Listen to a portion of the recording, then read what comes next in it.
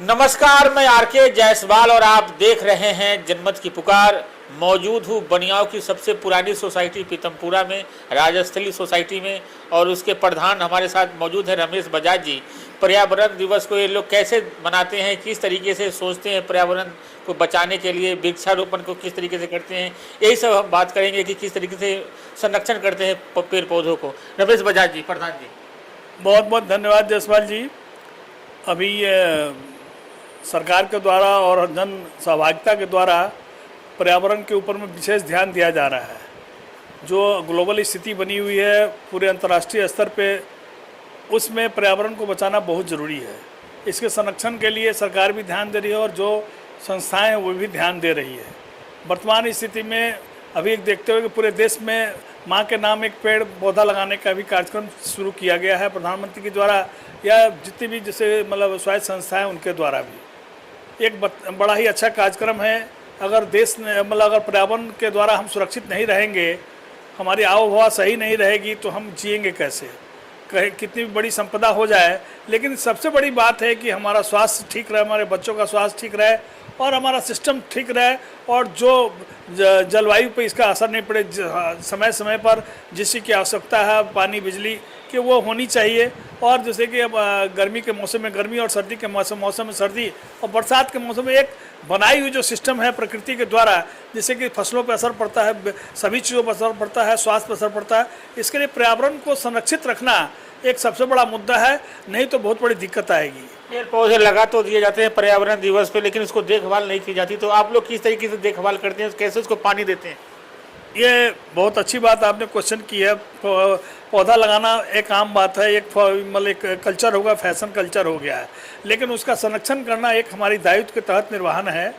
हम लोग अपने यहाँ जो सोसाइटी में पौधे लगवाते हैं, सीमित मात्रा में लगवाते हैं, लेकिन उसको लॉन्ग टर्म में उसकी सेवा करते हैं, उसका पानी दिलवाते हैं। 2 हमारे यहाँ माली लगे हुए हैं, हर हमेशा उसकी देखभाल करते हैं और कोशिश करते हैं कि वो पौधा बढ़े और सूखे नहीं। अभी जो गर्मी है उस पर जो उसकी जो आवश्यकता है उसके लिए मतलब ग्रीन नेट लगवाते हैं और कई चीज़ें देख के उसको काटते हैं, जिससे कि अपने पर्यावरण बचा रहा है। एक सबसे बड़ी खास बात मैं ये आपको बताना चाहूँगा कि ये सोसाइटी में पूरे ये नॉर्थ में जो अब ये सोसाइटी है, मतलब इतनी खुली सोसाइटी, इतनी पेड़ पौधे की सोसाइटी, ये पहली सोसाइटी है। इसका एक अपना प्रभाव है। कितनी भी गर्मी रहे, अगर हम अपने सेंट्रल पार्क में बैठ जाते हैं, पौधे के कारण हमें लगता है कि हम बहुत ही सुकून में और ठंडे में रहते हैं। तो पौधे का एक महत्व तो है ही है। हमारे यहाँ आने वाले, बाहर से आने वाले लोग भी इस बात का पूरा बताते हैं कि भाई ये सोसाइटी दिल्ली के मध्य में नहीं है, ये कहीं और इंटीरियर में है। इतनी सुंदर वातावरण में हमने नहीं देखा था कि पेड़ पौधे इतने बीच में हैं। तो हम इसके लिए अपने आप को गौरवान्वित महसूस करते हैं।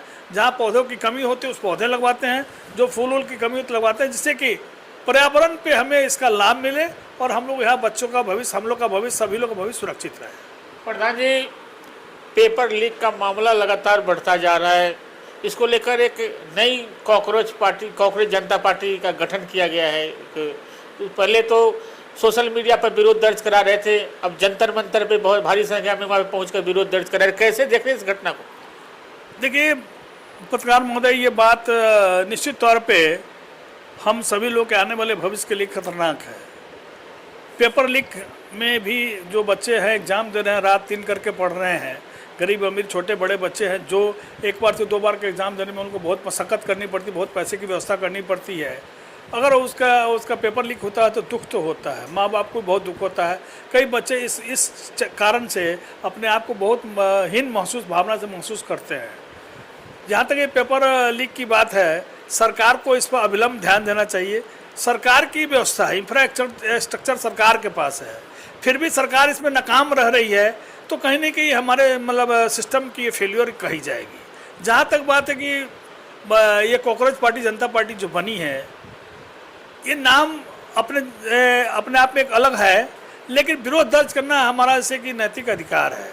बच्चों के द्वारा ये अगर इस तरह की बात उठाई जा रही है तो अपने हक की लड़ाई से उठाई जा रही है। सरकार का विरोध अगर सरकार अपने ऊपर लेती है तो एक गलत बात है। बच्चों का संरक्षण माँ बाप के द्वारा पोषित, उसके द्वारा व्यवस्था, पैसे बहुत मुश्किल से इकट्ठे किए जाते हैं। किसान के बच्चे अधिकतर 60% हमारे जो मजदूर क्लास को किसान के लोग बच्चे हैं, तो उनके लिए 1 बार से 2 बार दिल्ली आना, एग्ज़ाम देना, सेंटर पर जाना, एग्ज़ाम देना और पेपर्स की तैयारी करना बहुत कठिन है।